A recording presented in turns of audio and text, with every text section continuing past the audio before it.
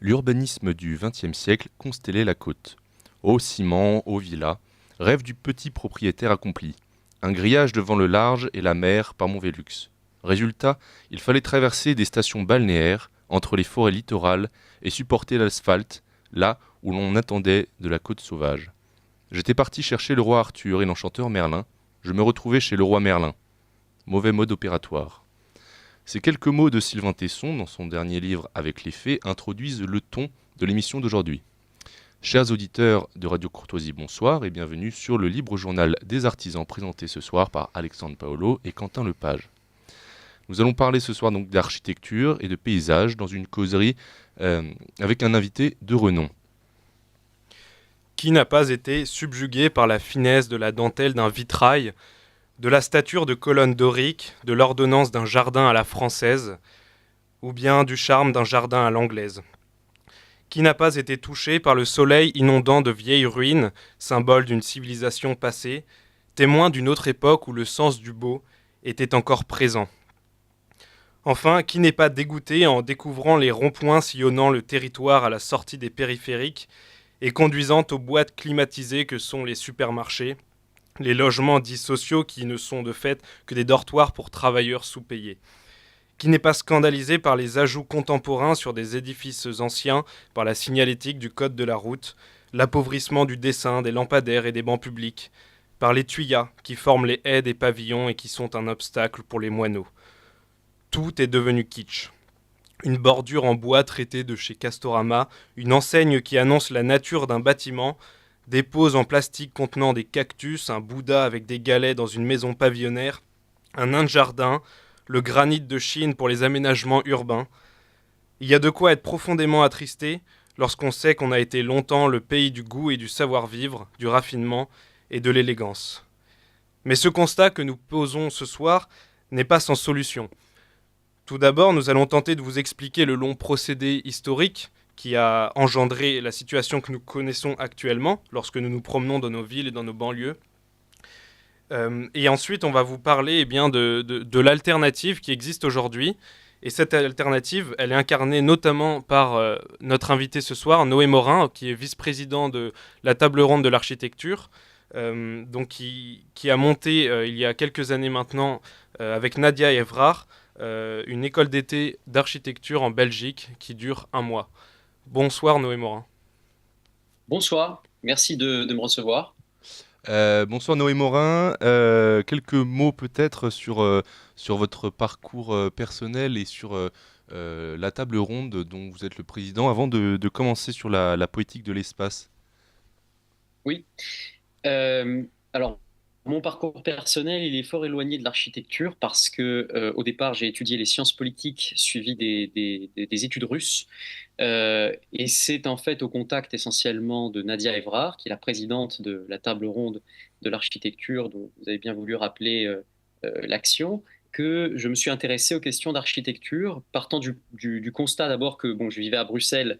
Bruxelles est une ville qui n'a pas souffert de destruction liée à la guerre, à la Seconde Guerre mondiale, mais qui est une ville dévastée dans son urbanisme et dans son architecture par des tentatives, des gestes qui ont vu le jour à partir des années 60 et qui font qu'aujourd'hui, c'était le terrain de jeu, si vous voulez, de ce qu'il y a de pire dans l'architecture et l'urbanisme dit moderne ou moderniste, et ce qui n'a pas pu manquer, évidemment, de nous alarmer sur l'évolution des villes. Et donc, c'est un peu à partir de là, si vous voulez, en réaction à ce qui était en train de se produire sous nos yeux, qu'on on a cru bon de fonder la table ronde.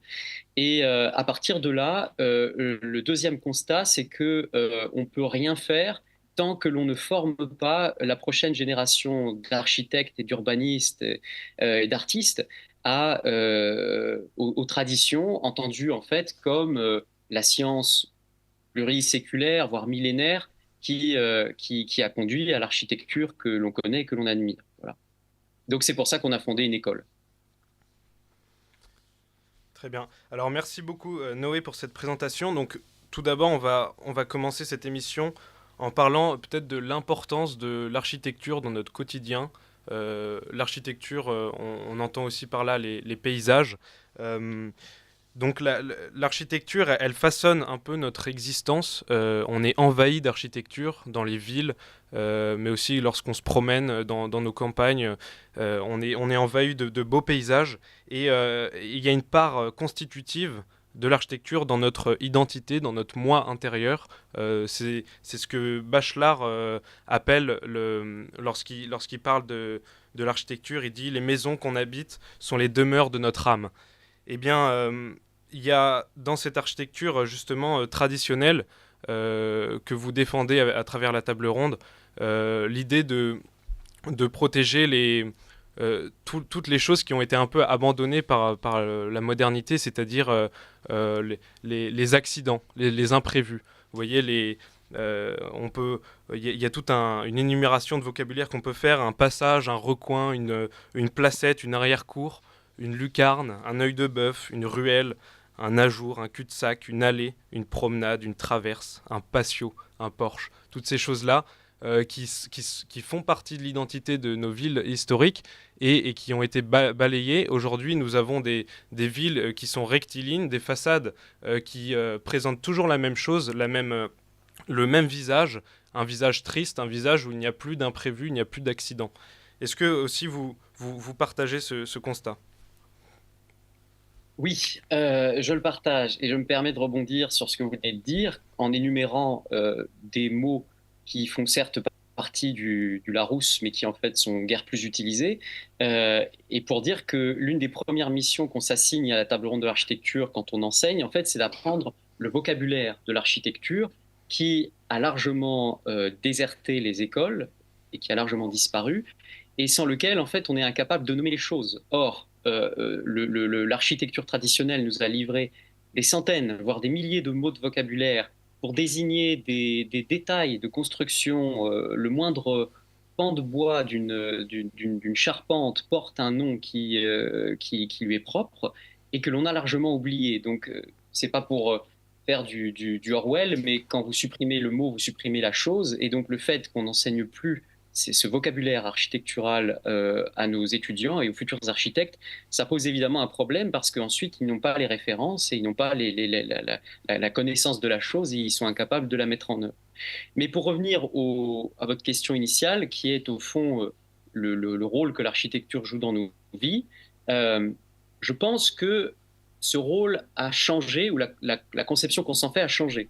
Parce qu'aujourd'hui, si vous demandez à une personne lambda ou un architecte lambda à quoi sert l'architecture, il est probable qu'il va vous répondre que l'architecture, ça sert essentiellement à mettre un toit sur la tête du plus grand nombre, c'est-à-dire en fait à protéger des intempéries, des périls, les gens. Bon, ça, c'est éventuellement une conception d'architecture, enfin une définition de l'architecture qui correspond à ce qu'elle était à des temps extrêmement reculés de notre histoire. Si vous pensez à la période néolithique, effectivement, l'homme a commencé par se constituer des abris, et cela ne nous distingue d'ailleurs absolument pas de certaines espèces d'animaux ou d'insectes qui eux aussi construisent et qui pratiquent l'architecture. C'est-à-dire que si on en croit cette définition, finalement, nous ne serions pas tellement différents des fourmis qui bâtissent des cathédrales dans lesquelles elles habitent, dans lesquelles galeries elles stockent de la nourriture, elles pondent, enfin, je veux dire, et depuis beaucoup plus longtemps que nous, ou des abeilles qui construisent des ruches, ou des castors qui font des monuments d'ingénierie qu'on appelle des barrages. Donc, bon, quelque part, si c'est ça la définition qu'on donne à l'architecture, c'est assez pauvre, c'est purement fonctionnaliste, et ça ne correspond pas à ce qu'on a vu naître à partir en fait d'une période qui est dure à dater, mais qui est le néolithique tardif, où l'on voit que les hommes commencent à ériger des monuments qui ne servent à rien. Et j'entends par là évidemment les mégalithes, les pierres dressées, qui se transforment plus tard chez les Mésopotamiens, les Grecs et les Romains en temple, chez les chrétiens en église, chez les Égyptiens en pyramides, qui sont des monuments funéraires, qui mobilisent une énergie considérable, une population d'esclaves pour les bâtir, qui est évidemment, sans faire de mauvais jeu de mots, pharaonique, et qui contraste évidemment avec la pauvreté de l'habitat dans lequel l'homme du commun avait le malheur de loger, puisque au même moment où l'on construisait des demeures fascinantes pour les morts, on construisait pour les vivants des choses d'une simplicité, d'une médiocrité quelque part, qui est tout à fait frappante. Donc on voit très rapidement, si vous voulez, que l'architecture se détache de la pure fonction première qui est d'abriter et devient quelque chose d'autre, devient une marque, un hommage que l'on destine aux morts à travers le culte des morts, puis aux dieux à travers l'érection du temple, et qui diffère fondamentalement de sa mission première qui est d'abriter. Et je pense que le malheur de notre époque, c'est qu'en fait, on en revient à la définition primitive de l'architecture. C'est-à-dire qu'aujourd'hui, on n'attend plus rien d'autre de l'architecture qu'elle nous serve de protection contre le monde extérieur. Et on a oublié tout ce qui faisait d'elle une chose qui était à la fois symboliquement intéressante, spirituellement élevée, et qui faisait en fait que l'on avait plaisir à se promener dans les villes et que l'on avait plaisir à déchiffrer des façades et à s'intéresser à l'architecture, à l'ornement particulier de tel ou tel bâtiment. Tout cela a disparu parce qu'on en est revenu à cause, on pourra y revenir, les tendances sont lourdes, mais si vous voulez, du mouvement moderne qui n'est pas apparu comme ça spontanément, magiquement, bien sûr, qui lui-même a d'autres causes, mais on en est revenu à cette vision un peu déprimante d'une architecture de fourmis. Mais est-ce que c'est pas justement parce que on a réuni l'architecture, à la fois l'architecture du sacré et l'architecture des bâtiments plus modestes. La formation aujourd'hui des architectes, on leur dit pas, vous êtes les bâtisseurs des monuments sacrés, du beau. Vous allez aussi faire du logement, le logement le plus modeste, le plus simple. Est-ce que c'est parce qu'il y a un problème aussi dans la formation? En fait, on a confondu ces deux choses qui autrefois étaient, je crois, séparées. L'acte de construire, en fait, dès l'origine, il est sacré. Je vous renvoie sur un philosophe roumain qui s'appelle Mircea Eliade, qui a beaucoup écrit sur l'art sacré et qui montre que chaque construction de ville, de bâtiment, de village, de hameau, reproduit ce qu'il appelle la cosmogenèse. C'est-à-dire que dans des sociétés traditionnelles, on se réfère aux modèles dont les dieux ou les anciens ou les légendes, enfin les héros légendaires, ont fondé les premières communautés. Et ça, c'est un trait commun à toutes les civilisations. Par exemple, la façon dont les Romains concevaient leur colonie, leur cité, c'était d'abord de marquer un point central d'un hôtel et ensuite de tracer le cardo et le decumanus qui correspondaient aux points cardinaux et qui marquaient en fait les grands axes du monde autour duquel pouvait s'articuler un cosmos bâti. Quand vous prenez, je ne sais pas moi, dans certaines cultures en Inde par exemple, quand il s'agit de fonder un village, le maçon fait appel à un astrologue qui vient marquer de son bâton la pierre sur laquelle, la croyance le veut, sous laquelle repose le serpent chthonien, c'est-à-dire le serpent des profondeurs, et c'est cette pierre qui va soutenir ensuite le reste de la bâtisse autour de laquelle on va construire les fondations. Donc, je veux dire, l'acte de bâtir dès l'origine revêt un caractère sacré, parce que on n'a pas encore distingué l'homme de la nature. L'homme est intégré au cosmos, et dès qu'il modifie ce cosmos, dès qu'il modifie son environnement immédiat, cela a des implications qui vont bien au-delà des simples conséquences matérielles que cela peut entraîner. C'est-à-dire que ce sont des actes qui ont des conséquences de l'ordre du magique, de l'ordre dans les sociétés anciennes, de l'ordre du symbolique dans les sociétés plus modernes, en tout cas de l'ordre du divin. Et je pense que c'est très important d'avoir ça à l'esprit parce que vous disiez à juste titre que on a séparé l'architecture profane de l'architecture religieuse. Ça, c'est un trait de caractéristique de l'époque moderne. Ce qui fait que maintenant, il y a une architecture religieuse qui, en fait, consiste essentiellement dans l'entretien du patrimoine religieux, parce qu'on ne construit plus guère grand-chose en termes de temples, et une architecture profane qui, elle, est vouée au culte de la performance et de l'efficacité, et qui ne comporte plus aucun élément symbolique, et qui a perdu tout son caractère sacré et divin qu'elle revêtait anciennement. Mais même l'architecture religieuse qui est construite après l'époque moderne est dévêtue de tout son caractère sacré, c'est-à-dire la symbolique qui a traversé les âges, la symbolique chrétienne par exemple. Si vous regardez les églises qui ont été construites, même un peu avant Vatican II, mais après aussi, notamment Notre-Dame de Ronchamp, de Le Corbusier, etc. C'est des églises qui sont difformes, qui n'ont plus la forme de base d'une église chrétienne, la nef, tous ces éléments qui ont participé à l'identité d'une église. Et donc même l'architecture religieuse, en fait, a profondément diminué son caractère sacré. On a voulu en faire une architecture du peuple, en fait, et non une architecture sacrée.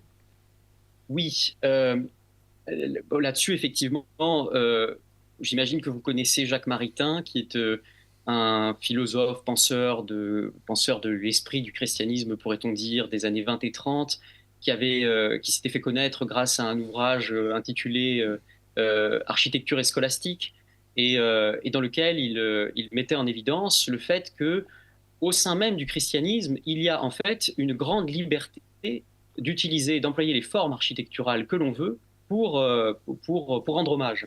Et la preuve la plus évidemment flagrante, c'est que comme modèle d'église, les chrétiens se sont portés sur un bâtiment profane, puisque c'est la basilique qui servait aux Romains à rendre la justice essentiellement, et qui n'était donc pas un temple.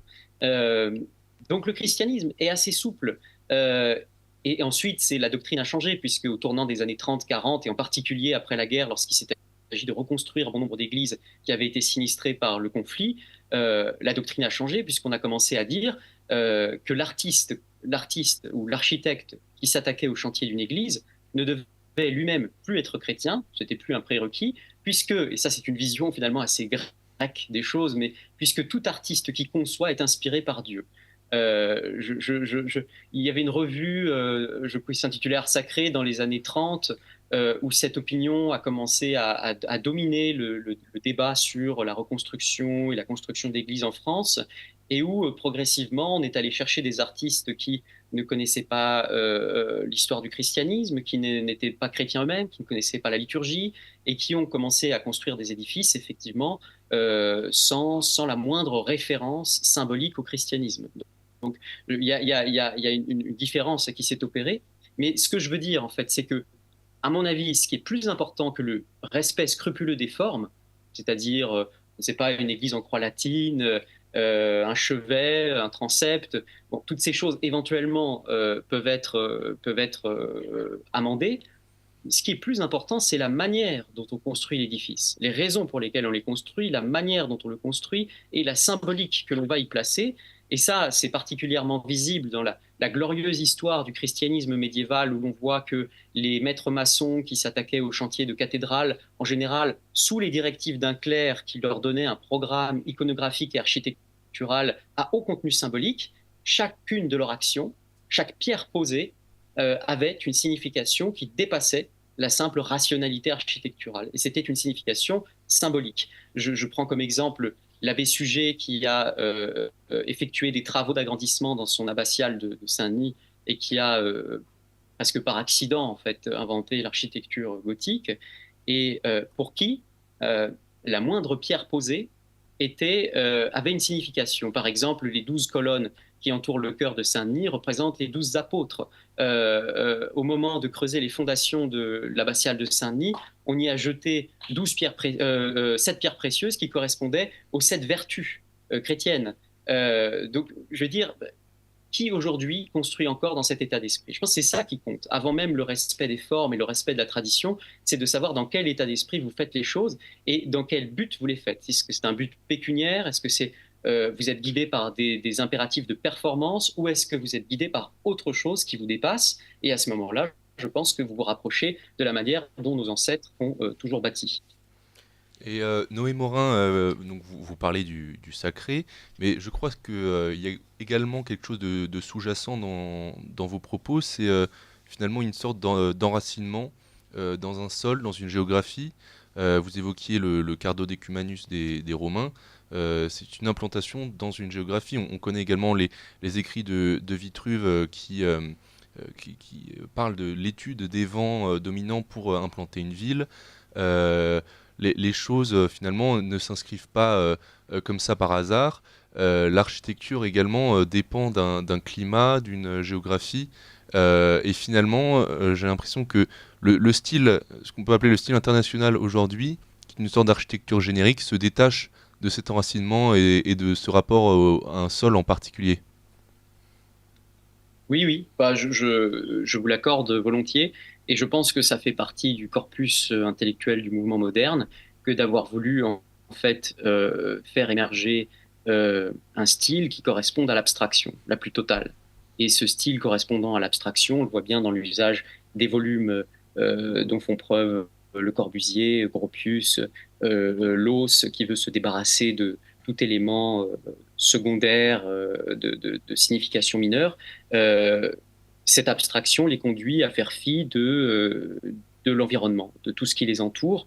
Et bon, nous avons lancé une école d'été en Alsace avec la table ronde qui est dédiée à l'apprentissage et à la connaissance de l'architecture vernaculaire alsacienne, où effectivement domine ce que vous venez de dire, c'est-à-dire les matériaux disponibles localement, la position de la maison pour obtenir le meilleur ensoleillement, la protection par rapport au vent, voilà des aspects qui font que les gens autrefois connaissaient leur milieu et pouvaient bâtir en conséquence. Donc oui, tout à fait. Et bon, si vous voulez, l'architecture moderne, c'est aussi le résultat d'un éloignement considérable de l'homme avec son milieu naturel. Parce que si on fait les événements chronologiquement, si on suit la suite des événements, la révolution industrielle est passée par là, a affranchi l'homme en le faisant travailler en ville dans des milieux qui étaient complètement artificiels de tout rapport avec la nature. Ce qui fait que, en fait, il n'avait plus ni la connaissance ni le besoin de composer avec les forces environnantes qui autrefois étaient les forces du cosmos. C'est-à-dire que je pense qu'il y a, en fait, si vous voulez, il y a quelque chose de fondamental à comprendre, c'est que l'homme ancien vit dans le cosmos. Et le cosmos, pour lui, est parcouru par les dieux, les forces telluriques, la magie. Les Grecs pensent que les dieux habitent l'Olympe. Les Mésopotamiens pensent que le roi de la cité qui habite le temple est lui-même une divinité. Il n'y a pas de distance entre le sacré et le profane. Tout ça cohabite dans un monde unique. Et il faut le dire, la doctrine judéo-chrétienne marque une rupture par la doctrine du péché, par la théologie du péché et de l'arrachement de l'homme à sa condition première et de sa chute et de son arrivée sur Terre, où il a pour mission d'administrer les choses et les animaux, et où toute la création est soumise à son bon vouloir, et où Dieu s'est retiré de ce monde. Et à partir de là, si vous voulez, je pense que la doctrine judéo-chrétienne permet à la modernité d'advenir. Je sais que c'est pas forcément une thèse qui est extrêmement courante dans les milieux, en tout cas de l'architecture traditionnelle, mais je pense que c'est le marqueur de la modernité, ce qui fait que l'homme est plongé dans une terre qui est livrée à son exploitation, à sa modification, sans conséquence. Il n'habite plus le cosmos en compagnie des dieux, il n'a plus à craindre son environnement, il a à l'administrer le plus rationnellement possible dans le but de le faire fructifier en attendant la venue du royaume. Mais alors, qu'est-ce qu'une bonne architecture? Est-ce que ce n'est pas au fond une architecture qui est enracinée? C'est-à-dire, on parle souvent d'implanter un bâtiment. Oh, ce bâtiment est bien implanté dans son contexte. C'est-à-dire qu'il prend en compte de multiples facteurs, des facteurs d'environnement, de la nature des sols, le climat, la culture aussi, l'identité locale, l'histoire du lieu. Euh, et de même que dans le mot implanté, il y a le mot plante. De même, un arbre, lorsqu'on le plante, eh bien, il est fait pour durer, il est fait pour croître, pour grandir et pour s'étendre et aussi pour s'enfoncer dans le sol et puiser toutes les ressources du sol pour pouvoir donner du fruit. Je prends souvent la comparaison avec la vigne. Vous voyez, la vigne, c'est le fruit unique d'un terroir. Il n'y a pas une vigne qui est pareille, il n'y a pas un cépage qui est le même. Et cela procure des vins qui sont totalement différents d'une région à l'autre, et ce qui en fait leur qualité, ce qui fait que nous les aimons, et ce qui fait leur identité propre. Donc est-ce qu'au Oui, fond, une bonne architecture, ce n'est pas comme la vigne, une localité? oui. Euh, En fait, je, je, je, alors, je crois que, si vous voulez, la raison pour laquelle nous aimons universellement d'ailleurs, je ne parle pas que de nous, mais en général, les gens aiment l'architecture traditionnelle, entendue comme, disons, l'architecture d'avant le 19e siècle. Eh bien, c'est pour les raisons que vous décrivez, c'est-à-dire que c'est une architecture de la spontanéité qui s'enracine autour d'une pierre qui est présente en sous-sol, d'un terroir, de pratiques, de capacités locales d'artisanat, c'est de l'ordre de la micro-histoire, de la micro-culture. Et nous aimons cette diversité des villes médiévales, par exemple. J'ai le bonheur d'habiter la ville de Bruges, qui s'est composée comme une ville organique. C'est-à-dire que, contrairement à euh, des villes rationnelles qui ont vu le jour, par exemple, sous l'impulsion du cardinal de Richelieu, qui a fait une ville à son image, extrêmement arithmétique, Bruges est une ville qui est née du fruit des circonstances et de la conjonction de divers pouvoirs, d'églises, de bourgeoisie locale, des nouveaux édiles de la ville, qui avaient reçu donc un certain degré de liberté grâce à une charte de franchise, et bien sûr des seigneurs locaux. Et ces circonstances s'expriment dans son urbanisme et dans son architecture et lui donnent ce caractère tellement naturel, spontané, bigarré et divers qu'il est difficile de ne pas apprécier. Mais là où je veux en venir, c'est que si nous essayons, nous, avec notre société moderne, notre État moderne, nos moyens centralisés de production, y compris en ce qui concerne l'architecture, de reproduire cette diversité d'en haut en la plaquant selon, selon la technique de la planification qui a vu le jour avec l'État moderne, en planifiant une ville d'aspect traditionnel qui comporterait toutes ces caractéristiques, etc., eh bien, nous risquons en fait de trahir le sens même de ce qu'est l'architecture traditionnelle, qui est née du fruit des circonstances et d'un pouvoir qui était diffus et qui appartenait essentiellement aux petits maillons de la société qui chacun mettait leur pierre à l'édifice et construisait leurs bâtiments parfois de leurs propres mains, parfois avec l'argent collecté par le voisinage, la famille, etc., sans suivre de schéma directeur, sans suivre de plan. Et je pense que le centralisme actuel de l'État, de l'économie, ne nous permet pas, autrement que sous la forme d'une caricature, de reproduire ce type d'architecture. Mais alors, lorsque vous voyez des projets qui ont été faits, alors, par exemple, Pondbury sous Charles III en Angleterre, ou bien on a aussi Port Grimaud, donc c'était Spoery, je crois, un américain, Oui, il me semble. Spoery. Euh, Port Grimaud, c'est quand même une belle réussite. C'est pas, je dis pas que c'est la meilleure architecture qui soit, mais il y a quand même euh, des choses qui ont été prises en compte. L'identité du lieu avec les toitures en tuiles canal, les génoises, quelques bâtiments un peu remarquables dans une élégance, et puis la mobilité aussi qui en fait son charme avec les quais. Parce qu'en fait, pour les auditeurs, Port Grimaud, c'est une ville. Enfin, c'est une ville qui a été construite sur une zone marécageuse, et on est venu créer des digues et amener la mer de la Méditerranée au sein de la ville, et ce qui crée eh bien une circulation en voilier. Et donc, au lieu d'avoir des voitures, on a des quais avec, pour chaque habitation, une place pour mettre son voilier à quai. Et, euh, et donc c'est quand même une certaine réussite. La question, c'est qu'aujourd'hui, on est obligé de faire des compromis dans l'enracinement, justement. On est obligé. On peut choisir un type de matériau pour sa qualité, pour bien faire, et aussi pour son esthétique. Mais ça sera, par exemple, je sais pas, la brique ou bien le bois. Ça sera jamais la même qualité d'avant, la respiration du matériau, sa durabilité, etc. Mais voilà, c'est un compromis, et on accepte ce compromis pour eh bien, revenir petit à petit vers une architecture enracinée. Ou alors on fait le choix, et c'est là où la discussion est intéressante, puisque on va parler, je pense, du pastiche.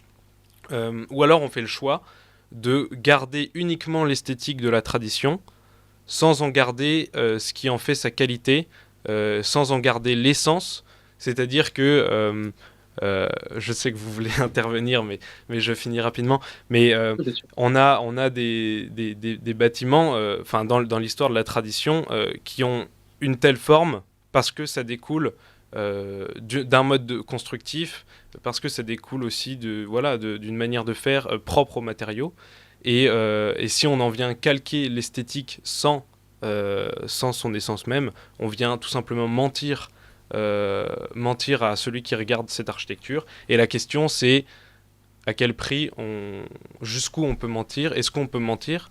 Il y a dans toute l'histoire de l'architecture, les Romains le faisaient déjà, des parements. Mais est-ce qu'on peut faire une architecture Disneyland ou pas?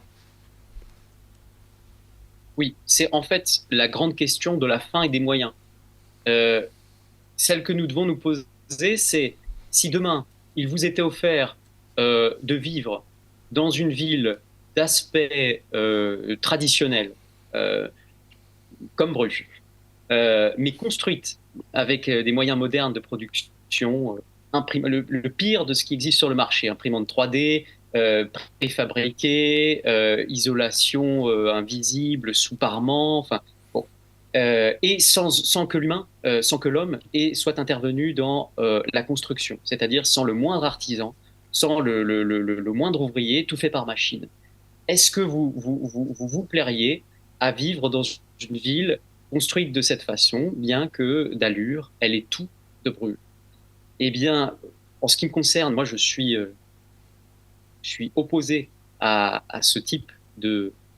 Je crois que c'est un mensonge, euh, pour une raison très simple. C'est que j'ai compris que ce qui m'intéressait dans l'architecture et dans l'art traditionnel, ça n'était pas tant son esthétique, son allure, son aspect extérieur, que la manière dont il avait été fait, réalisé. C'est-à-dire la liberté, par exemple, de l'artisan au travail, euh, l'expression, le sentiment et l'émotion qu'il a pu mettre dans son ouvrage, les raisons pour lesquelles tel ou tel bâtiment ont été érigés, qu'elles soient spirituelles ou profanes, euh, euh, c'est tout cela qui me parle en fait dans l'architecture traditionnelle. Et ça n'est pas l'aspect. Je pense que en fait nous sommes héritiers, euh, même peut-être sans le savoir, de la civilisation de la Renaissance qui nous fait voir tout d'un point de vue esthétique. C'est-à-dire que à partir de la Renaissance, on commence à inventer la ville optique. Alberti, dans son traité d'architecture et d'urbanisme, encourage par exemple à la construction de rues sinueuses parce que pas parce qu'elle empêcherait, je ne sais pas, parce qu'elle serait le résultat d'une façon organique dont la société fonctionne ou parce qu'elles empêcheraient les mouvements de troupes. Non, mais parce qu'elles offrent des perspectives changeantes sur des grands axes pour une raison esthétique. Nous sommes, nous, à mon avis, tributaires de cette vision purement esthétique de l'urbanisme et de l'architecture qui nous pousse évidemment à apprécier l'architecture traditionnelle pour son apparence, mais qui nous fait oublier au fond ce qu'elle est. Et je crois que la question va se poser avec beaucoup d'acuité dans notre monde moderne parce que nous possédons les moyens. C'était un ouvrage de Walter Benjamin qui disait l'œuvre d'art à l'heure de la, je crois, reproductibilité mécanique ou technique, en l'air de dire que vaut encore l'art à l'heure où l'on peut faire des copies conformes de tableaux qui sont d'une perfection égale à l'original. Si par exemple on vous offrait demain de mettre dans votre chambre ou dans votre bureau une copie absolument parfaite de la Joconde, est-ce que vous l'accepteriez? Est-ce que vous le feriez ou pas? Je pense que personne ne le ferait parce qu'au fond, ce que les gens aiment, c'est l'originalité. Enfin, c'est pas ce que les gens aiment, c'est ce que les gens veulent profondément. C'est l'originalité de l'œuvre et ce qu'elle a pour la première fois, d'une manière singulière, exprimée dans l'histoire. Et ne faire que copier ce qu'il peut y avoir de mieux dans le passé et le plaquer sur une société moderne qui, par l'esprit, a complètement changé et lui est devenue complètement alien, je pense que ça ne mènera à rien de très fructueux. Donc, si vous voulez, mon intérêt pour l'architecture traditionnelle, ça n'est plus tant, parce que ça l'était au début, mais ça n'est plus tant pour son apparence que pour ce qu'elle véhicule en termes de pensée, de valeurs et de mode de fonctionnement. Et par exemple, lorsque je m'intéresse au gothique brugeois, à l'urbanisme de la ville de Bruges, c'est essentiellement parce que derrière se cache toute une organisation de la société qui me fait contempler ma position de moderne et qui me fait me poser des questions et qui m'intéresse. Ça n'est pas tant parce que, objectivement, c'est beau, parce que en cela, je serais un homme de la Renaissance comme tant d'autres. Et alors, Quentin Lepage le signifiait, la peur du pastiche est souvent mise en avant pour s'opposer à cette architecture traditionnelle, d'ailleurs, qui est vue d'un assez mauvais œil en France, sûrement par méconnaissance.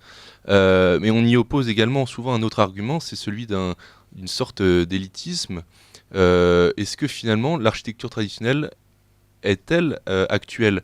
Peut-on se permettre de vivre dans un bâtiment en pierre de taille? Peut-on se permettre l'ornementation? Et voilà. Est-ce que l'architecture traditionnelle est actuelle?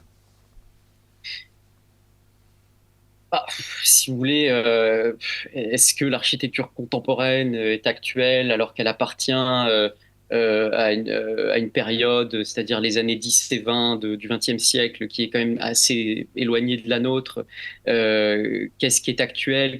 Moi, à partir du moment où l'on pose un acte, il est actuel. Mais ce que cet acte veut dire, ça, c'est autre chose. Et si vous voulez, je pense qu'il est intéressant, par exemple, de regarder je mets en parenthèse tout ce que je viens de dire avant, mais de regarder l'appréciation qu'avait la société française à propos de l'architecture traditionnelle à d'autres époques. Par exemple, lorsqu'il s'est agi de reconstruire l'Alsace après les dévastations de la guerre franco-prussienne, de la Première Guerre mondiale et de la Seconde, eh bien, on n'a pas hésité à missionner des architectes qui ont reconstruit l'habitat rural alsacien conformément à ce qu'il était avant les destructions. Un peu plus austère, mais plus ou moins conforme, même typologie, parce que ça leur semblait évident. D'abord, c'était une marque de respect accordée aux habitants qui avaient perdu leur logement et qui n'avaient pas l'intention que l'on profite du conflit pour leur substituer à leur fermette alsacienne des barres d'immeubles. Mais d'autre part, ça faisait partie, si vous voulez, de la réflexion générale de la société. C'était chose évidente qu'il fallait reconstruire à l'identique. Cette doctrine a changé après la Seconde Guerre mondiale, pas partout. Je le disais, en Alsace, on l'a fait à l'identique, mais avec des reconstructions éminentes, par exemple, comme les villes de Royan ou Le Havre, qui ont servi de terrain de jeu pour des urbanistes et des architectes modernistes, pour dire, voilà, maintenant, ce qui est passé est passé, et nous allons maintenant reconstruire en montrant de quoi notre époque est capable. D'une certaine manière, si vous voulez, je peux comprendre ce raisonnement parce qu'il n'est pas si différent du raisonnement d'un homme du Moyen Âge qui, suite à la destruction d'une église romane, reconstruisait au XIIe ou au XIIIe siècle en style gothique. Je veux dire, on l'a toujours fait. Et l'histoire nous en a laissé des traces éminentes. Vous prenez la mosquée cathédrale de Cordoue, ça n'est rien d'autre qu'un patchwork, une superposition de styles qui est due au fait que chaque époque a construit dans le style qui lui paraissait le plus conforme à sa modernité. Alors que l'on nous dise aujourd'hui, il faut être moderne, il faut construire dans un style moderne, etc. Très bien, ça s'entend. Le problème, et c'est ça qui me pose problème, c'est qu'est-ce que ça veut dire? Que véhicule? Quel est le contenu intellectuel et idéologique de l'architecture moderniste? C'est sur ces bases-là que je la combats. C'est pas du tout sur le fait qu'elle appartiendrait à notre époque et qu'il faudrait faire de l'architecture moderne par rapport au pastiche, parce que c'est par rapport à l'architecture traditionnelle qui serait pastiche parce que c'est plus de notre temps. Mais c'est quel est le projet intellectuel de l'architecture moderniste qui est né, qui est sorti de l'ère industrielle? Et ça, c'est la question qu'on devrait se poser plus souvent. Et c'est sur ces bases-là, à mon avis, qu'on devrait établir une vraie critique de l'architecture moderne. Eh bien, il y a également un aspect de durabilité, si j'ose dire. Tous ces plans, ces grandes politiques d'urbanisme d'après-guerre, finalement, ont engendré un logement peu qualitatif, alors que des maisons, des habitations paysannes, je dirais simples, vernaculaires, tiennent bien mieux dans le temps. Finalement, on pourrait également opposer ça, ce contre-argument, c'est que il y a une écologie, à l'heure où on réclame de l'écologie avec des bâtiments en défiant toutes les normes, l'architecture traditionnelle peut-elle être une réponse à cette demande de bâtiments écologiques? Oui, oui, nous le pensons. Ça, c'est clair. Mais et je pense que ça a un rapport avec ce que vous disiez précédemment, qui relevait de l'enracinement, l'histoire longue, du fait qu'un bâtiment sort d'une terre et d'une histoire et d'une culture.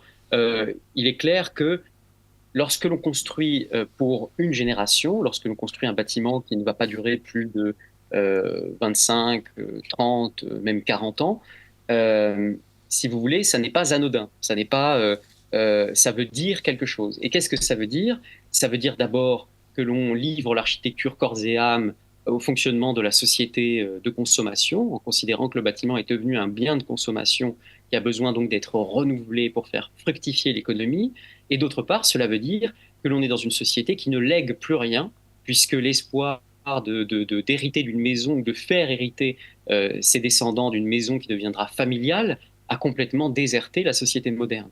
Donc c'est aussi la pauvreté, si vous voulez, intellectuelle et en termes de valeurs spirituelles qui se cache derrière ce type d'architecture industrielle qui est fâcheuse. Au-delà du fait que, effectivement, si vous comparez leurs propriétés, l'architecture traditionnelle est performante parce qu'elle dure longtemps, parce que ses performances sont liées directement à sa structure et ne sont pas rajoutées sous la forme de couches d'oignons à une structure en béton.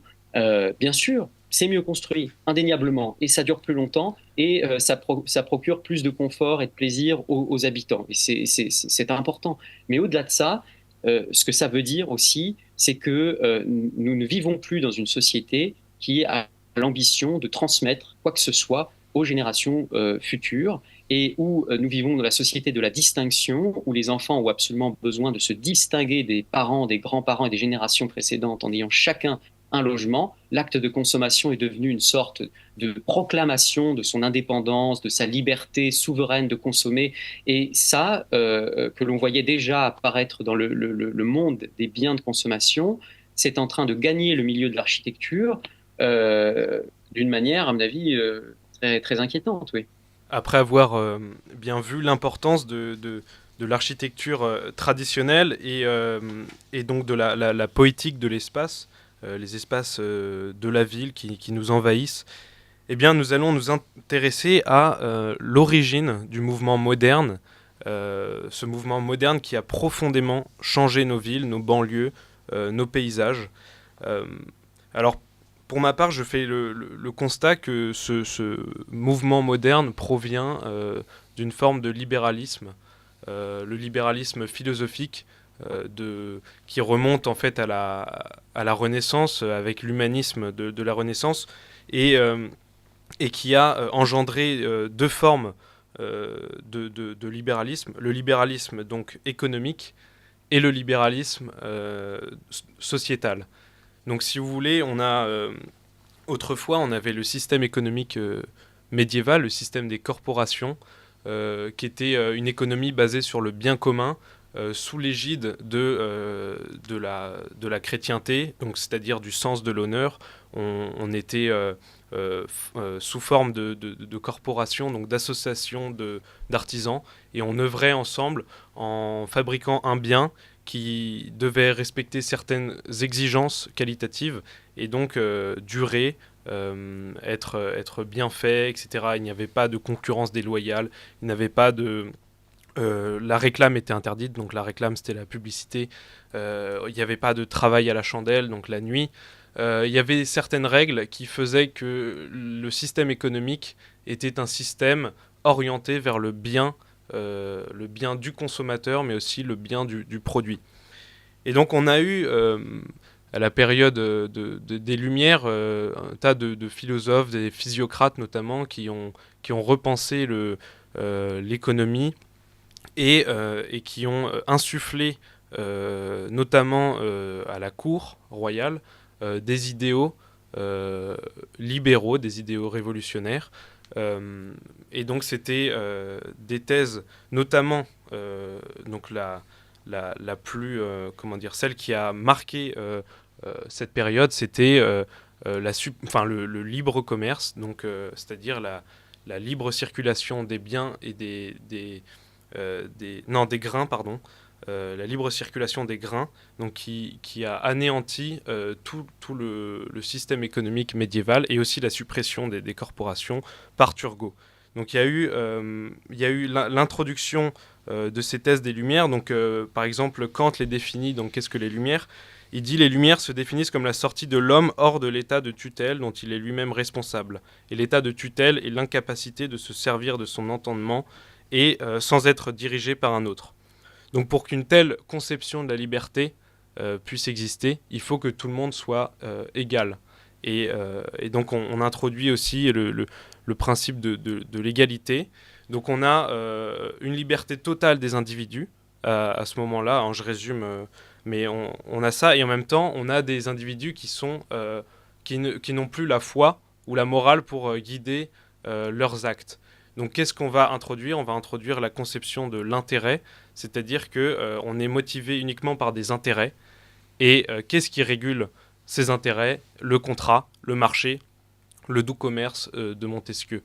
Et donc c'est ainsi qu'on a deux faces d'une même pièce, qui est le libéralisme. On a le libéralisme économique qui vient nourrir le libéralisme de la société.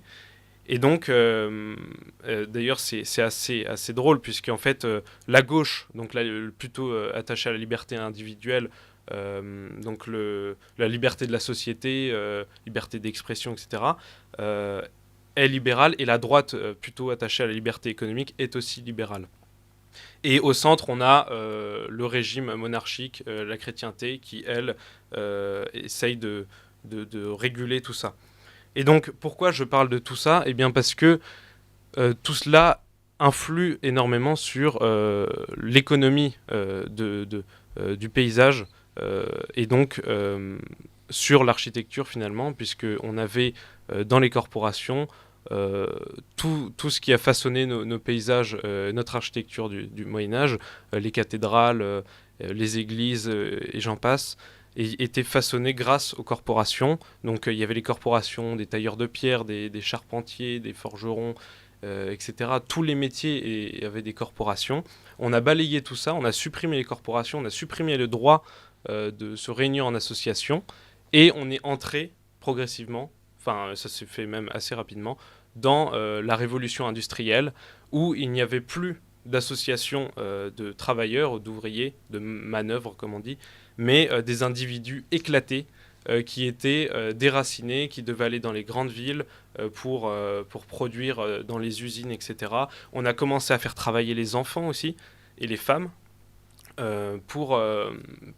justement parce que les familles étaient éclatées. Et donc ça a profondément bouleversé notre économie et donc l'architecture. Donc est-ce que Noé, vous confirmez cette petite réflexion? Oui, en tout cas, vous m'entendez, hein? Oui. Oui, j'y souscris en ajoutant que Ruskin justifiait la supériorité de l'architecture gothique sur l'architecture classique par le fait que, pour la première fois, c'était une architecture d'homme libre. Ça me semble correspondre un peu à ce que vous disiez sur l'architecture médiévale, les corporations qui s'auto-organisaient et qui ne laissaient pas les individus éclater, comme vous l'avez bien dit, à mon avis, face à une puissance nouvelle qui s'appelle l'État. Et l'État, en tout cas l'État moderne, c'est-à-dire l'État qui sort de la révolution intellectuelle des Lumières, de la Révolution française et a fortiori de la Révolution industrielle, eh bien cet État est qualitativement différent de ce que le pouvoir politique était auparavant. Renan, l'historien, disait que le but de la Révolution française, c'est que les hommes naissent orphelins et meurent célibataires, c'est-à-dire qu'ils soient seuls, en fait, toute leur vie durant, face à l'État. Parce que des hommes seuls face à l'État, évidemment, ça peut être contrôlé. Et cela me fait penser, pour faire le pont avec chose qui nous occupe, et l'architecture, à Lewis Mumford, l'historien américain, qui parle de l'avènement dans l'histoire de ce qu'il appelle la méga-machine. Et la méga-machine, en fait, chez Mumford, ça désigne un complexe politico-industriel ou politico-économique, si vous voulez, qui est une sorte d'alliance objective entre un pouvoir politique centralisé comme l'État et une économie de mobilisation. Et cette méga-machine, elle s'est manifestée à plusieurs reprises dans l'histoire. Par exemple, chez les Égyptiens, c'est la société de mobilisation totale qui était mise à contribution pour la construction des grands monuments funéraires et des grands projets pharaoniques. Et évidemment, à l'issue de la révolution industrielle, c'est la société que l'on a commencé à faire travailler dans les usines, c'est le Fordisme, c'est la mobilisation totale, économique et militaire, et c'est l'homme que l'on envoie sur le front comme chair à canon, parce que on lui a retiré jusqu'à sa dignité d'homme, et que quelque part, il ne peut plus s'organiser autrement que par l'État, puisque la famille, l'Église, la corporation, tout ça lui manque pour pouvoir faire contrepoids à cette force politique qui est devenue dévoratrice. Et je pense que ce contexte politique, comme vous l'avez rappelé, est important pour comprendre que le modernisme, ce n'est pas un mouvement qui se limite à l'architecture ni aux arts, c'est quelque chose de beaucoup plus profond. C'est une lame de fond qui a traversé la société occidentale. On pourrait dire en quelque sorte que sa manifestation la plus visible, c'est évidemment les années 10 et 20, 1910 et 1920, avec le mouvement moderne, c'est sa culmination visible. Mais ce mouvement moderne a été permis lui-même par des changements profonds dans la conception qu'on avait de l'homme, et qui, à mon avis, sont liés à la fois à ce que vous venez de décrire, c'est-à-dire la naissance d'une puissance centralisatrice, étatique, totalitaire en fait, et la guerre, la première, qui a fait choir la dignité humaine d'une manière que l'on ne s'imagine pas, à mon avis, complètement. C'est-à-dire que l'homme a été humilié sur les champs de bataille de Verdun et de la Marne, contrairement à l'idéal chevaleresque de la guerre, où le courage individuel peut faire la différence. La Première Guerre mondiale était un massacre mécanisé, et je crois que ça a provoqué, si vous voulez, un nihilisme dans la société européenne qui transpire à travers la littérature de l'entre-deux-guerres, par exemple. Vous prenez une œuvre comme celle de Drieux-La Rochelle, Le Feu follet, où il décrit la vie d'un homme qui ne veut plus vivre, qui déambule dans les rues de Paris comme un spectre, parce qu'il n'a plus de but sur Terre, parce que la valeur de la vie humaine a été réduite à néant par le premier conflit mondial. Et je crois que cela explique en grande partie le nihilisme qui suit qui suit la Première Guerre mondiale et qui, en fait, pousse les artistes, les architectes à placer leur intérêt et leur passion dans un autre objet que l'homme. C'est pour ça que la Première Guerre mondiale referme la parenthèse humaniste, où l'homme avait été exalté dans toutes ses possibilités innombrables, sa liberté créatrice infinie. Cette parenthèse se referme et s'ouvre une nouvelle parenthèse où la passion intellectuelle des créateurs est mise au service de la machine. Et je crois que c'est très important de voir l'enchaînement des événements qui ont conduit à ce que, par exemple, l'un des pères du modernisme, qui est évidemment le franco-suisse, Le Corbusier, nous dise que son choc esthétique, sa révélation esthétique dans la vie, ça a été lorsqu'il a vu pour la première fois dans le ciel de Paris le vol d'un aéroplane en 1909 qui décrivait des tours autour de la Tour Eiffel, parce que cet avion était pur. Il était purement machine, il ne comportait rien d'ornemental, rien ne venait surcharger, seule était présente la structure nécessaire au vol. Et à partir de là se dégage une sorte de fétichisme de la machine, parce que la machine est vue comme ce qui va sauver l'homme. L'homme a failli, l'homme s'est entretué dans les plaines de la Marne et de Verdun, et il faut maintenant lui porter le secours salutaire de la machine qui va être sa rédemption. Et je crois que plus encore que le modernisme en tant que tel, c'est le machinisme qui se détache au début du XXe siècle, qui est le vrai problème qui agite évidemment toujours aujourd'hui nos sociétés, puisque quand on voit, c'est une digression qui n'a rien à voir avec l'architecture, mais quand on voit la façon dont aujourd'hui l'homme confie son destin intellectuel à ChatGPT ou à des logiciels qui vont réfléchir à sa place, qui vont prendre en charge ses fonctions cérébrales, quand vous voyez que l'on s'en remet aux machines pour vivre beaucoup plus longtemps qu'il nous est permis de vivre, donc, tout ça montre à quel point aujourd'hui l'étalon si vous voulez, le climax de notre connaissance, de notre fascination se porte sur les objets machiniques de la société industrielle. Et ça, je crois que c'est le grand mal qui agite notre époque, et c'est ce pourquoi il faut combattre les créations de la machine dans tous les domaines, et dans ceux de l'architecture et de l'art, évidemment, à travers les produits standardisés et préfabriqués de la machine qui s'incarnent dans l'architecture contemporaine. Et donc, pour revenir à cette idéologie moderniste, donc vous l'attribuez à la fascination pour la machine. Est-ce qu'il n'y a pas d'autres éléments? Parce que quand on regarde le spectre des architectures modernes, il n'y a pas que des architectures machinistes, il y a aussi une certaine forme, je ne dis pas que ça en est, mais de recherche, de poésie dans le geste architectural, quelque chose de justement la ligne courbe, des choses comme ça. D'ailleurs, c'est assez amusant parce que en cours, on essaye toujours, parce que je suis en école d'architecture, on essaye souvent de nous montrer que si l'architecture moderne était justement enracinée ou était poétique, et donc on vient nous montrer, ah si, ici il y a une ligne courbe, ici il y a une voûte, donc ce n'est pas une fascination totale et entière pour la machine. Oui, mais peut-être que cette architecture n'a pas l'apparence de la machine, en tout cas au sens où l'entendait Le Corbusier ou Walter Gropius, qui par exemple, quand il s'agissait de construire les archives du Bauhaus, du mouvement Bauhaus, a fait un bâtiment qui ressemble à une usine, alors qu'en fait c'était une bibliothèque. Donc on voit le fétichisme là dans les formes que revêt le bâtiment, mais cette architecture néanmoins dont vous parlez, qui n'a pas l'apparence de la machine, elle est faite par des moyens machiniques. Et ça, c'est un problème parce que, si vous voulez, Lewis Mumford, encore lui, disait à propos de la typographie qui avait remplacé la calligraphie, il disait, moi, s'il s'agit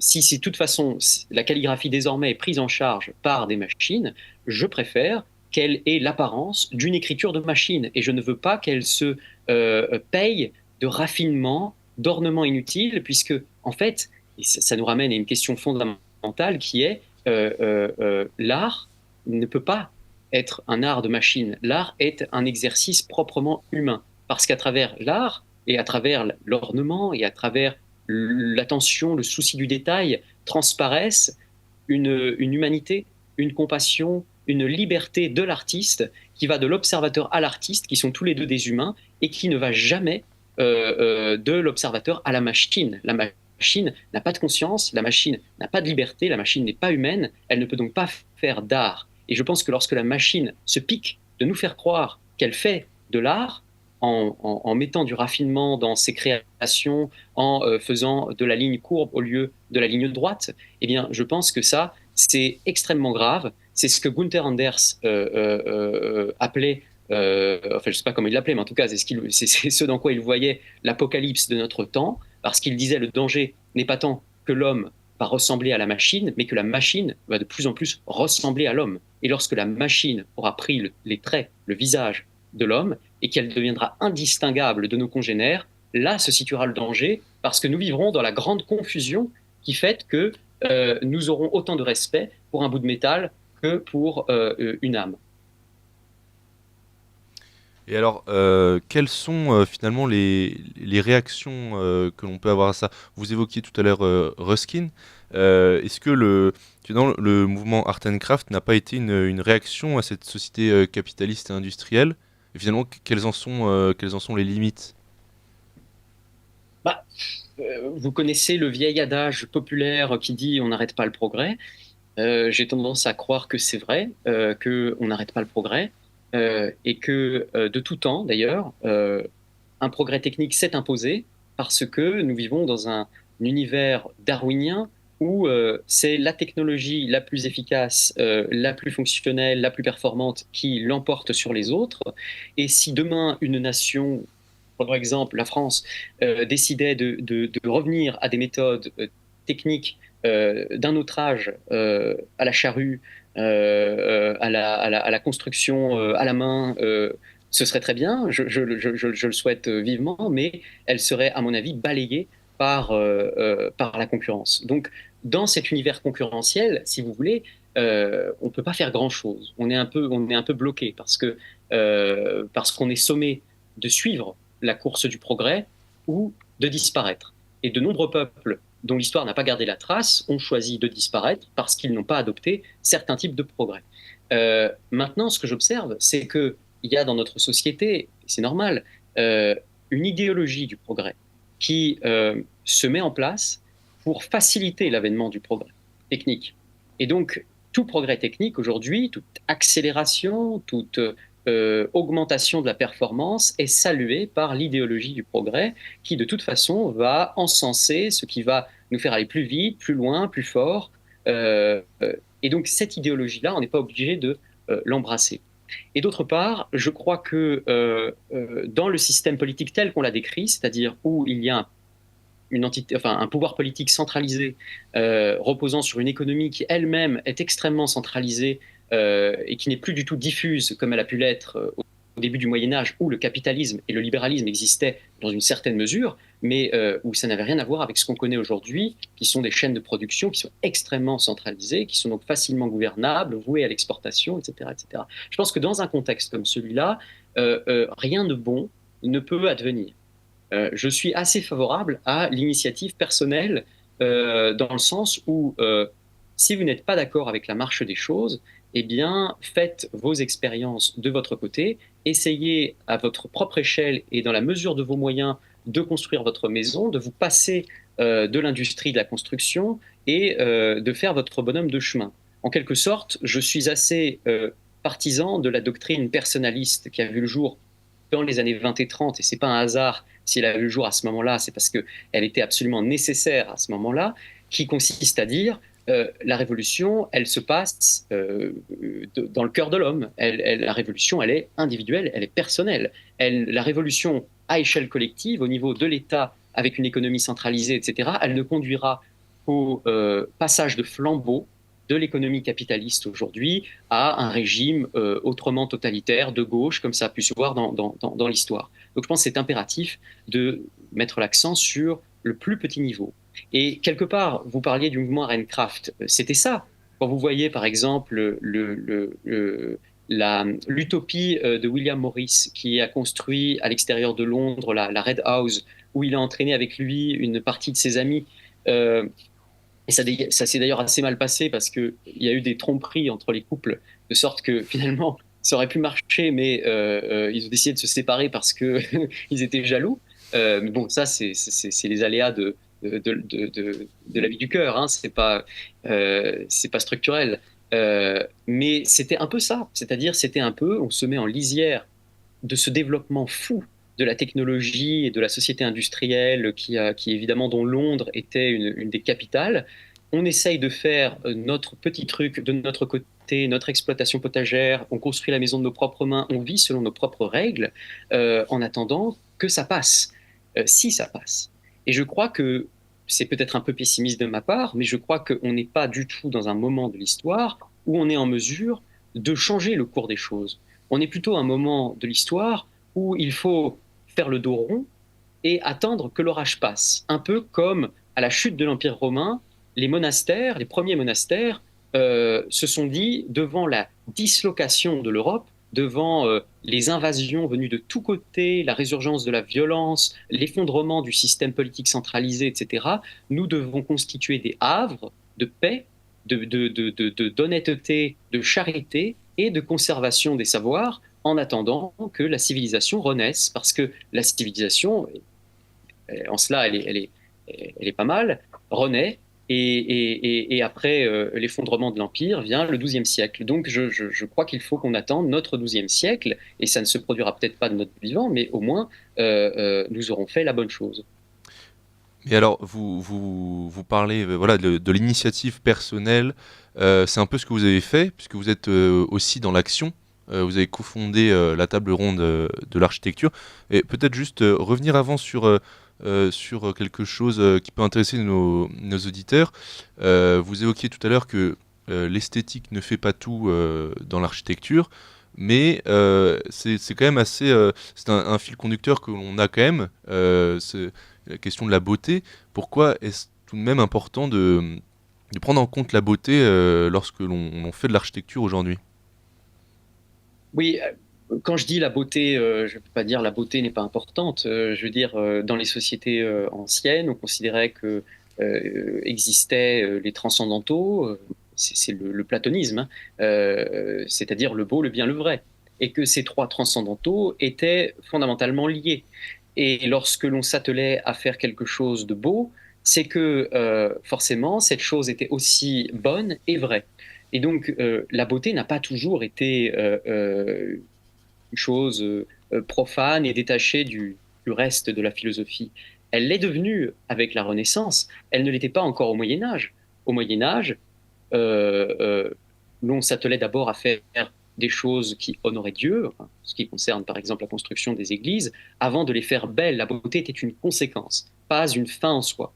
Et la beauté est devenue une fin en soi à la Renaissance, et l'on a recherché la beauté pour la beauté en essayant de fixer ces critères par traité, ce qui est la chose la plus absurde. C'est-à-dire que la beauté doit rester toujours vivace, libre et spontanée. Si elle est fixée mathématiquement par traité, elle devient monocorde, elle devient répétitive et elle devient mécanique. Et c'est l'héritage de la Renaissance. Donc je ne pense pas, si vous voulez, qu'il faille abandonner tout idéal de beauté. Je pense qu'il faut, enfin, je pense que les hommes, de toute façon, se nourrissent de beauté, que l'âme en a besoin, mais que cette beauté ne doit pas reposer d'une manière stricte sur conformez-vous à la tradition, conformez-vous au traité de Vitruve ou au traité d'Alberti, mais qu'elle doit rester libre et qu'elle doit être évidemment instruite par l'histoire. Et c'est ce que nous essayons d'enseigner dans notre association, la Table ronde de l'architecture, comme vous l'avez rappelé, à travers une école d'été où, loin de tout dogmatisme, on essaye de faire apprendre et connaître et apprécier l'histoire de l'architecture, en particulier de l'architecture pour ce qui nous concerne de la Flandre et de Bruges, c'est-à-dire le gothique flamand pour l'essentiel, en essayant de faire comprendre à nos étudiants pourquoi est-ce que l'on a construit comme ça, et cela relève à la fois de raisons pratico-pratiques, comme on l'évoquait précédemment, c'est-à-dire matériaux disponibles, terroirs, besoins locaux, ensoleillement, pluie, pente des toitures, bon, tout ça, naturellement, c'est une affaire d'architecte, mais aussi en leur apprenant l'histoire, la philosophie, et en voyant comment cette architecture, en fait, s'est conformée à l'esprit du temps. Voilà. Et en les familiarisant avec l'esprit du temps, nous espérons leur ouvrir des perspectives. Et là où c'est intéressant, c'est que vous avez une vision de l'histoire, de la tradition, qui est une continuité en fait. Il n'y a pas de rupture, il ne devrait pas y avoir de rupture. Aujourd'hui, on a tendance à muséifier le passé, notamment par la charte de Venise, donc pour le patrimoine, où bien on classe le patrimoine comme si c'était un musée, on ne peut pas y toucher, et si on y touche, si on a le malheur d'y toucher, eh bien on doit faire un geste contemporain. Et alors là, qu'est-ce que c'est un geste contemporain, puisqu'on nous a dit justement avec le mouvement moderne qu'il n'y avait plus de style. C'est quoi? C'est un toit plat, c'est du verre, de l'acier, c'est une esthétique machiniste. Qu'est-ce que c'est? Oui, et la charte de Venise, en fait, c'est une conséquence du mouvement moderne, puisque d'un côté, on préserve la tradition dans le formol en permettant aux monuments et sites, évidemment, d'investir pour la rénovation, mais en aucun cas d'aller au-delà de ce que la rénovation permet, c'est-à-dire, comme vous l'avez dit, à la moindre extension, au moindre ajout, cet ajout doit porter la marque de notre temps. Ce sont les mots qui sont employés dans la charte de Venise, qui date de 1961 et dont l'esprit est plus ancien, puisque, comme vous ne l'ignorez pas, Le Corbusier, en 1931, ou 30, pardon, 33, avait fait paraître la charte d'Athènes, où il fixait déjà un certain nombre de ces principes qui relevaient de la conservation, qui ont infusé dans la société européenne pour se retrouver dans la charte de Venise. La charte de Venise ne fait que valider au point de vue juridique la nouvelle donne architecturale où l'on est passé avec le mouvement moderne. C'est sa conséquence directe. Et alors, il y a aussi une distinction que vous faites entre l'architecture classique et l'architecture traditionnelle. Beaucoup de gens opposent l'architecture moderne, enfin l'architecture classique à l'architecture moderne, en pensant que le classique, c'est en fait l'architecture traditionnelle. Alors que non, le classique, c'est vraiment une période précise de l'histoire, c'est-à-dire que c'est une architecture qui s'inspire de l'Antiquité grecque et romaine, sachant que l'architecture classique, c'est déjà une forme de modernisme dans son imitation justement un peu de la machine avec le geste parfait, etc. Mais ça, vous pourrez peut-être en reparler. Oui, parce que, en fait, et là encore, je crois que nous sommes tributaires de ce que la Renaissance nous a légué, parce que il se trouve que les architectes et les historiens de la Renaissance disposaient du traité de Vitruve, sur lequel ils ont bâti eux-mêmes des traités d'architecture et d'urbanisme qui fixent le cadre de l'architecture classique, en essayant à tout prix de prouver que l'architecture classique était la plus harmonieuse, était la plus adaptée, etc. Mais je crois qu'il s'en est fallu de très peu pour que si ces architectes, par exemple, avaient découvert, je ne sais pas moi, la civilisation mésopotamienne ou la civilisation égyptienne avant de redécouvrir la civilisation gréco-latine, peut-être que le classicisme aujourd'hui aurait un visage complètement différent. Donc on ne peut pas s'empêcher, si vous voulez, de trouver qu'il y a une forme d'arbitraire à vouloir dire que l'architecture classique, c'est la donne ultime, absolue, et que ça doit être l'étalon de l'architecture internationale. C'est ce qu'on a essayé de faire à la Renaissance, c'est ce qu'on a essayé de faire au XVIIIe siècle avec le néoclassicisme, qui, de mon point de vue, a commis quand même certaines erreurs. On voit des choses, par exemple, en Angleterre, avec des monuments néoclassiques qui sont dignes effectivement de l'Antiquité gréco-latine et qui n'ont en fait rien à faire là. Et donc, nous, on met l'accent sur les autres traditions qui ont souvent été minorées et négligées dans l'histoire. Je pense évidemment au gothique, parce que l'architecture gothique est en fait un univers illimité de possibilités et de raffinement et de curiosité architecturale. Et l'architecture gothique elle-même a beaucoup souffert, sa réputation a beaucoup souffert de ce que la Renaissance a dit d'elle, puisque c'est la vision négative et obscurantiste que l'on a aujourd'hui du Moyen-Âge et de l'architecture gothique a été essentiellement fixée par des historiens de la Renaissance, en l'occurrence par Giorgio Vasari au XVIe siècle, qui qualifiait l'architecture gothique de barbare et d'allemande, ce qui signifiait barbare dans sa bouche, venant d'un italien.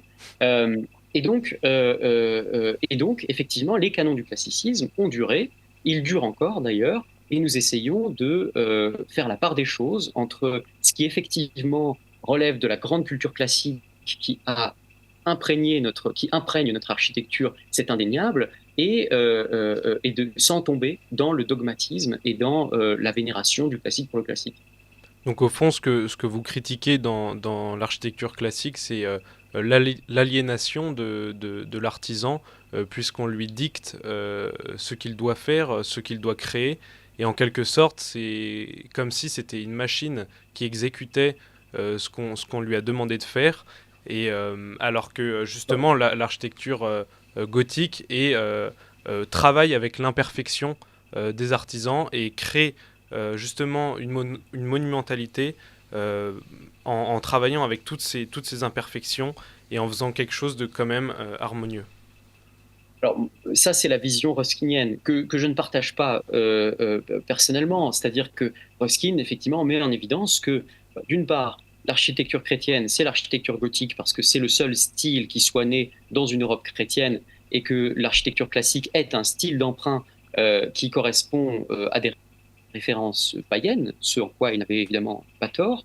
Et d'autre part, il dit que la manière dont l'architecture classique, que l'architecture classique est une architecture d'esclaves. dans le sens où ce sont essentiellement des esclaves qui travaillaient sur les chantiers. Bon, c'est une thèse qui a été battue en brèche, qui a été discutée dans une certaine mesure, et personnellement, je ne m'interdis pas une certaine admiration pour l'architecture grecque, à laquelle correspondait d'ailleurs une société qui certes reposait sur l'esclavage, mais qui était quand même pour l'époque, au deuxième millénaire avant Jésus-Christ, une société qui était extrêmement évoluée au point de vue des mœurs et au point de vue de la philosophie et du respect de la dignité humaine.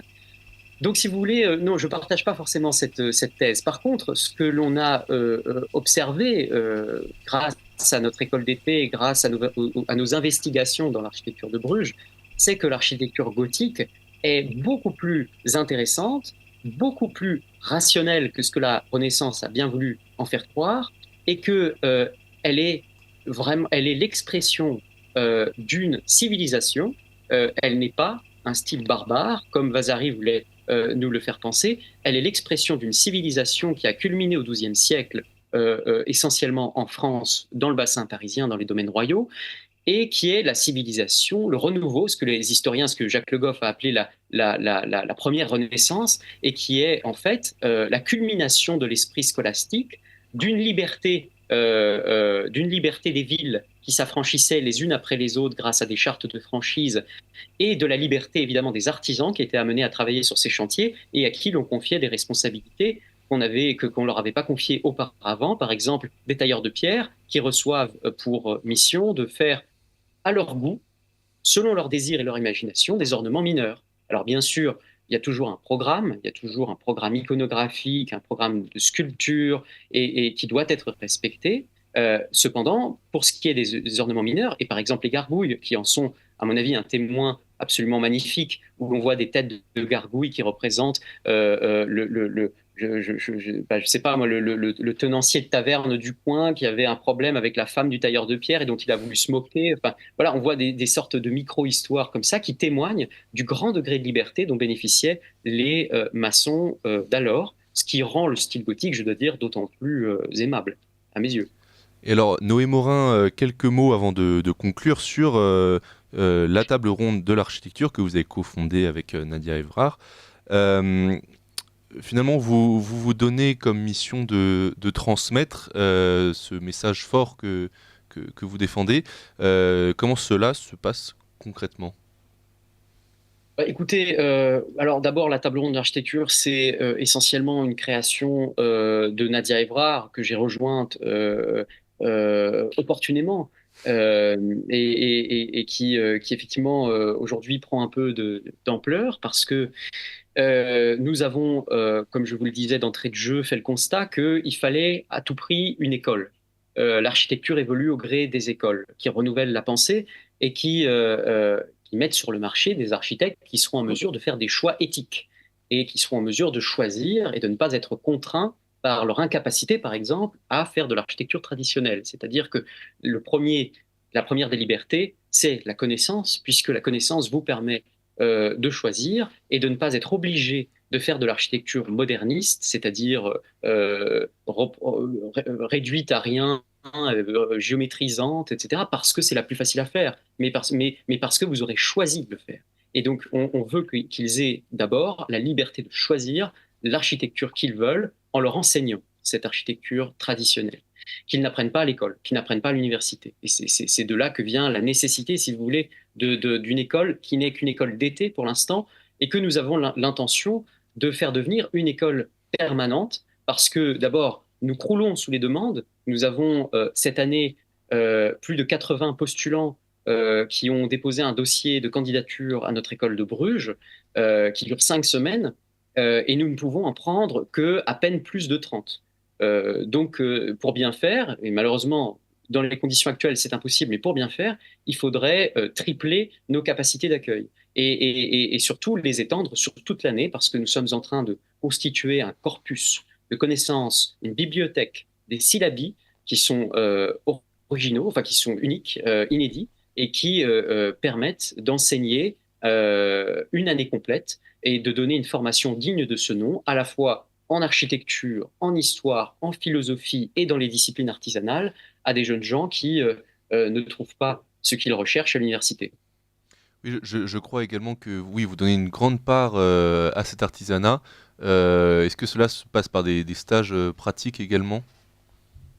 Oui, nous incluons dans notre formation d'été 2 semaines dédiées à l'artisanat où les étudiants mettent la main à la pâte et découvrent les rudiments. Évidemment, on ne devient pas artisan en 2 semaines, les rudiments de la taille de pierre, de la charpenterie, de la fabrique des briques, de la plâtrerie, bref. Ils voient comme ça un grand éventail de disciplines artisanales pour éveiller leur esprit et leur intérêt et leur curiosité à ce type de discipline dont tout les a éloignés depuis le début de leur parcours scolaire, parce que on sait très bien quelle est l'opinion en général que se font les parents sur les disciplines manuelles dans nos sociétés, où l'on n'envoie pas ses enfants dans l'enseignement manuel parce que c'est un synonyme d'échec, et que l'on envoie tout le monde au même abreuvoir de l'université qui, aujourd'hui, dont le diplôme, honnêtement, ne vaut plus rien ou pas grand-chose, mis à part quelques établissements, évidemment.